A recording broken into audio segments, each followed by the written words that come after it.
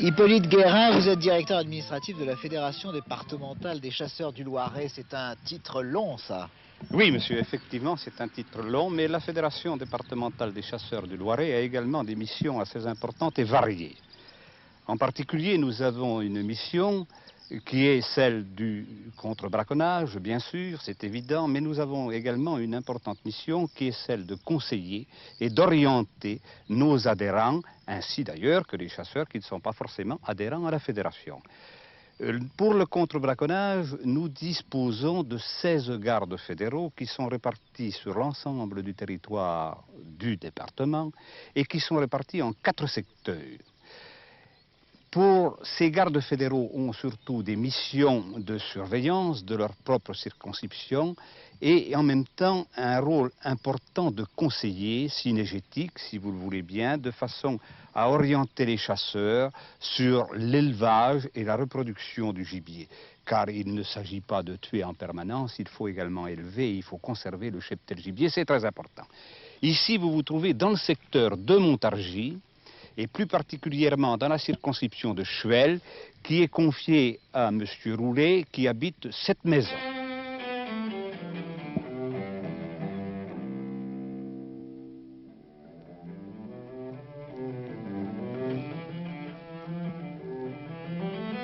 Un vieux bûcheron était si pauvre qu'il décida de perdre ses enfants dans la forêt. Le plus petit s'appelait le Petit Poucet. Le Petit Poucet eut l'idée de jeter des cailloux pour retrouver le chemin du retour. Lorsque les parents eurent disparu, le Petit Poucet dit à ses frères, « N'ayez crainte, écoutez-moi. » Regardez-le. Jean-Jacques, à quoi penses-tu encore? Veux-tu, je te prie, rester avec nous? Mais je finirai par croire que cet enfant a des papillons dans la tête. Et comme Jean-Jacques Roulet est têtu, ces oiseaux, ces lapins, ces blaireaux, ces renards n'ont jamais pu sortir de sa tête, ni probablement de son cœur. Et pourtant, dans sa famille, on lui a posé 1000 questions et sur tous les tons. Tous les tons de vert, tous les tons de feuilles mortes, tous les tons de bleu, de blanc, de jaune. Voilà les couleurs que Jean-Jacques Roulet, enfant, voyait défiler dans son petit cinéma. Très vite, il a choisi le ciel, mais pas le gratte-ciel. Au coup de sifflet, il a préféré le sifflement du merle. Et puis, nouvelle terrible, il apprend qu'au Japon, on vient d'engager des pousseurs pour le métro de Tokyo. Des pousseurs pour quoi faire? Eh bien, pour pousser, pardi. Pour pousser ceux qui ne s'engouffrent pas assez vite dans les wagons et qui bloquent les portes. Voilà pourquoi Jean-Jacques Roulet aime le feu, parce qu'il purifie tout et qu'il forme un écran entre l'enfer et nous.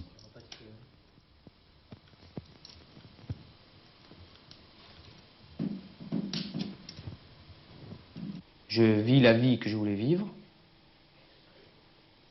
Je suis heureux. Je ne vois pas quoi vous dire d'autre. Complètement heureux. Complètement heureux, je n'ai aucun problème. Ça va. Comme le feu, Jean-Jacques Roulet ne peut pas expliquer pourquoi il brûle, pourquoi il danse, pourquoi, au milieu des flammes, il est heureux comme le poisson dans l'eau ou comme un oiseau sur une branche. Je fais exactement ce que je voulais faire. Je peux le dire, oui. Jean-Jacques sème des petits cailloux, non pas pour qu'on le retrouve, mais pour qu'on le perde. C'est la nouvelle histoire du Petit Poucet, une histoire à l'envers. Il dit aux animaux, je vous en prie, je vous en supplie, si l'on vous demande où je suis, eh bien, répondez que vous ne m'avez jamais vu ni entendu. Alors il marche presque sur la pointe des pieds, et peu à peu, il se transforme. Dévisagez-le.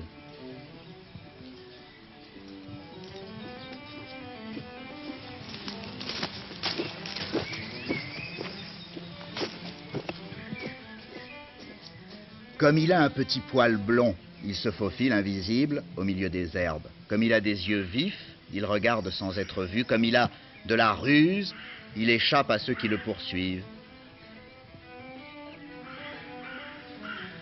Oui, à force de vivre ici, Jean-Jacques Roulet ressemble au renard.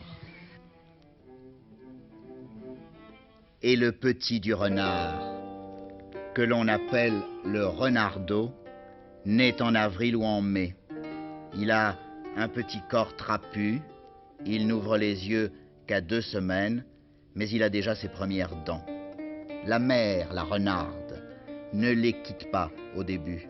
Quand il aura un tout petit peu grandi, elle l'abandonnera quelques heures le soir à la tombée de la nuit.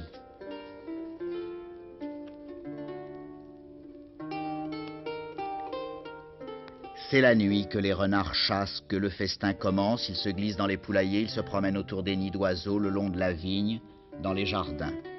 Comme entrée, ils choisissent de préférence des sauterelles et des hannetons, des larves et des vers de terre.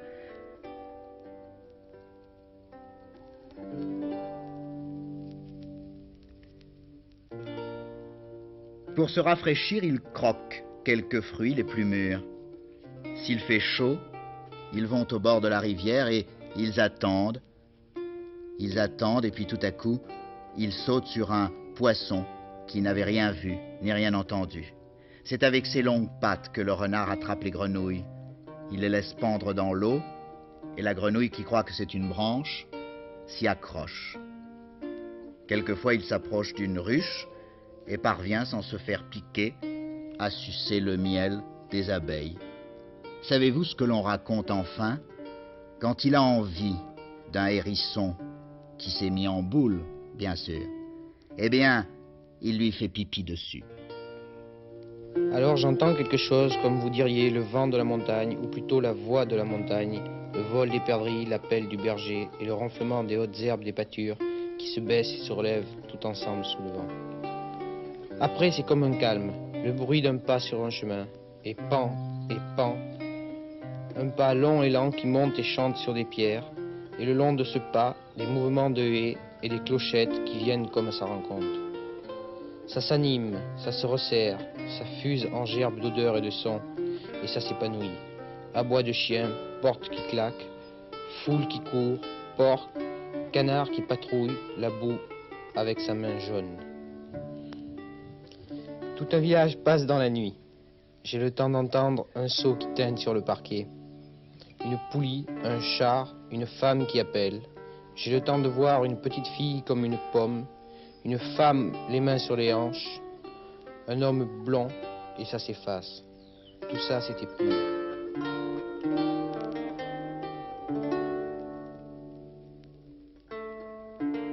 Je me promène dans les bois, enfin ce que vous appelez les forêts, la nature tout du moins. Et je regarde ce qu'il se passe. J'écoute, je regarde.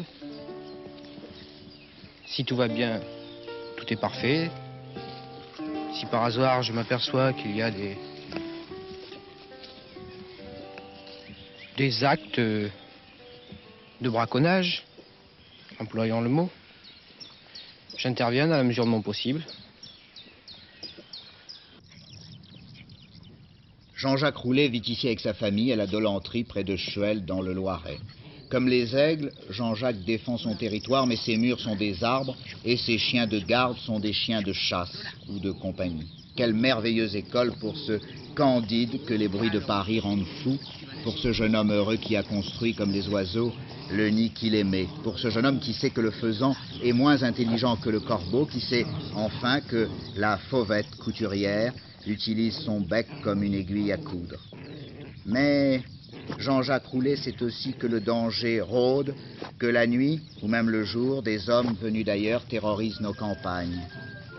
Il sait, comme le petit coucou parvient à tuer ses frères pour profiter seul de la nourriture, l'homme peut aussi brouiller les cartes et préparer son propre piège.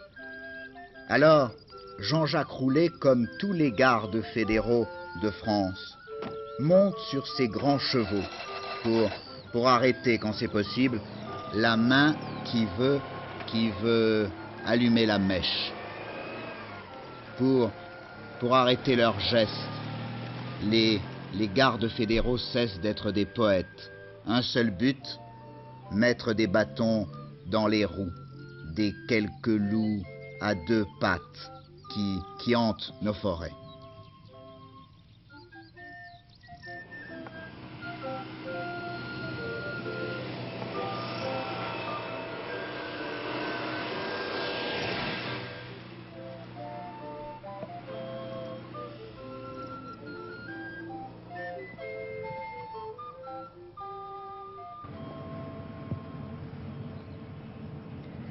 Une histoire devrait hanter nos nuits, elle est vraie. Dans le parc d'une ville américaine, on a vu, écoutez bien, on a vu un oiseau bâtir son nid avec des bâtons d'allumettes et du papier à cigarettes. Des allumettes et des cigarettes. Je vis la vie que je voulais vivre. Que rajouter à ça?